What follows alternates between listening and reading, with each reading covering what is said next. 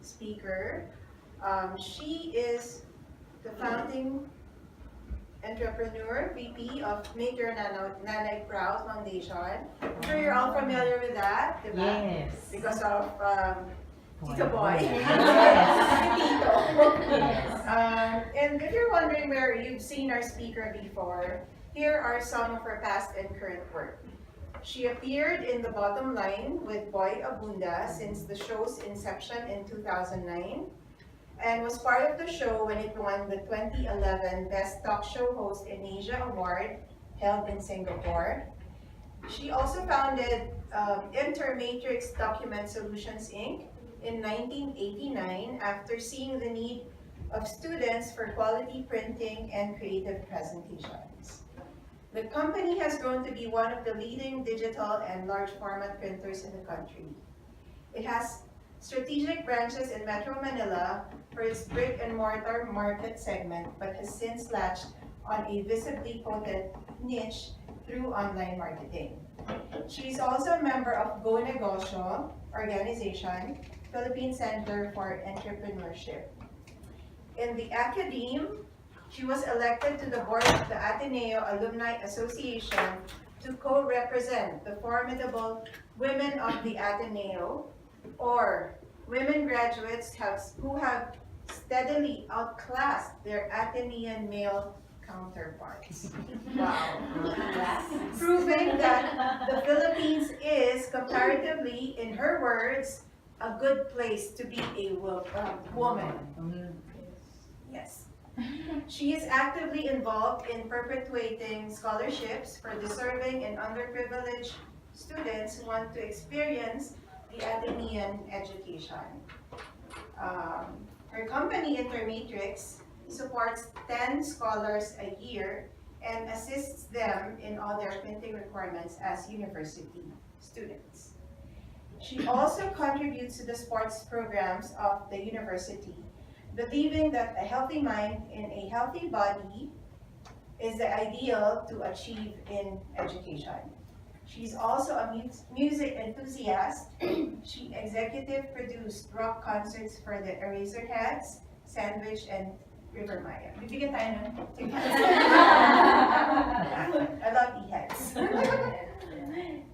Lastly, she graduated Dean's Lister with psychology degree with masteral units at the Ateneo de Manila University. She's married to a retired professor in economics. She has 2 grown-up children. She's a lawyer. The children is a lawyer and an entrepreneur, and enjoys her 2 lovely grandchildren. Wow! Wow. Don't look it. Colleagues, please give a warm applause to our speaker this afternoon, Ms. Nini Santos-Borja. Before I start, I'd like to know what age bracket am I in now? Oh my gosh! 16. Confidential. I think, looking at your pretty faces, walang tatas dito ng 35. Okay? Thank you! You know, I'm so used to being with, we call now the term millennials. Because the nature of our business, we really have to be in touch with the young generation. Because in printing, every day is a new day. Technology keeps on improving. If not for my daughter who helps me out in the business right now, parang siguro hindi ko na maiintindihan whatever technology comes out every day. Even for the simple, like mga cloud technology, it took me a hard time to, because they say yung generation namin was not wired for this kind of technology. Index cards lang kami. Wala yung cellphone na yan. But you can see that keeping in touch with the young generation is the only way to be relevant. That's what I learned. Because before, sabi ko nga, the tried and tested ways will always survive, no? But through experience, if you're not resilient, in anything siguro, not just in business, no, even in life itself, if you're not resilient, talagang maiiwanan ka ng panahon. No? So it's nice to be with you guys. Talagang every day I look forward to learning from young people because you give us a lot of insights. Of course, I always say the best combination is a young mind and an experienced mind. Kasi pag nag-link together yun, you can never go wrong. So, kayo naman, you should also respect the wisdom of your elders because nothing beats experience. That's my advice to the young people. Because you're so energetic, you want, parang ano kasi ngayon, the generation now is instant gratification. Parang ayaw na maghirap. Kasi nga everything's here, no? Kami, we really had to work hard to get to our desired goals. Tapos wala masyadong technology to help us. So, the way to our success was very laborious, but the wisdom that we gathered from that process, you cannot beat that.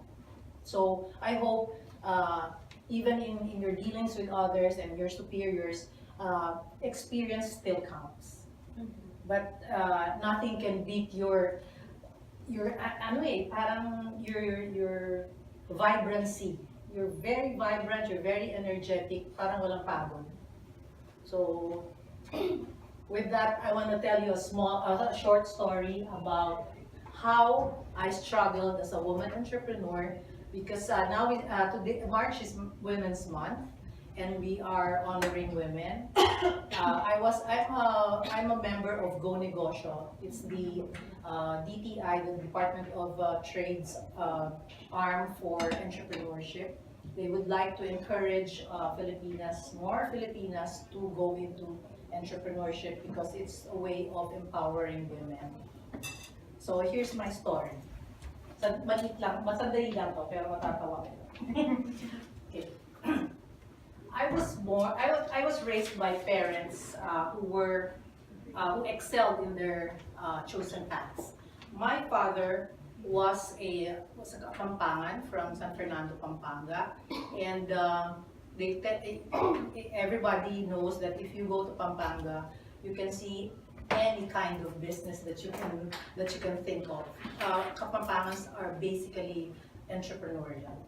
So that was my father. He was an electrical engineer by profession, and he would bring me to his project sites. I was the eldest of 4 children, and he would bring me to his project sites, and I was so excited when I could see him giving orders and then dealing with a lot of people.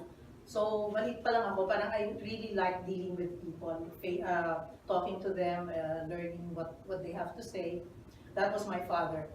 My mother was the bedrock of our family. Since my father was almost all away most of the time, she was the bedrock of our family.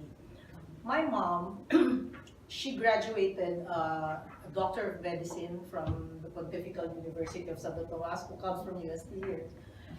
Diba? But at that time, that was after the war, 1949. Ang hirap mag-aral nun because there was war and money was short. My mother was the only woman who graduated magna cum laude from UST at that time.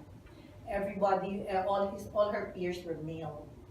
And she was saying that during those times, women were just going to study and then they were going to marry after. Yun na yung parang ultimate goal nila, to get married. Siya, sabi niya, since she was trained by the nuns, she was a convent scholar. She was very disciplined. And then, yun nga, sabi niya, it was not a good time to be very smart. Now we are lucky that we can go, tapakan sa mga men, no? Pero noon, 1949, grabe, talagang the women dapat medyo talagang, she was, sabi nga niya, sometimes to make life easier, she was playing dumb. Parang biro niya alam yung sasagutin, whatever. But it wasn't her cup of tea. So she shone in the university. She graduated magna cum laude. She was number 3 in the board exams for medicine. And then of course, when you have honors like that, you get offers left and right here and abroad. And but she opted to pay it forward to the nuns, and she practiced with this is a center for orphans and abandoned children, White Cross Incorporated in San Juan. She spent most of her medical years there. She helped the nuns. Of course, it was a sacrifice because compared to the other offers given to her, but she really wanted to help children. So that was my foundation. I had a father whom I was mesmerized with his presence, and a mother whose integrity and moral values even the cardinal cannot question. Sobra talaga siyang straight, very Catholic, and very regimented. Yun yung kinalakihan ko. But sila pareho, I said, they did well in their career, in their chosen career. And I was challenged. I challenged myself. I said, I want to be like them. Maybe I'm not a doctor, maybe not an engineer, but I want to excel in my chosen field.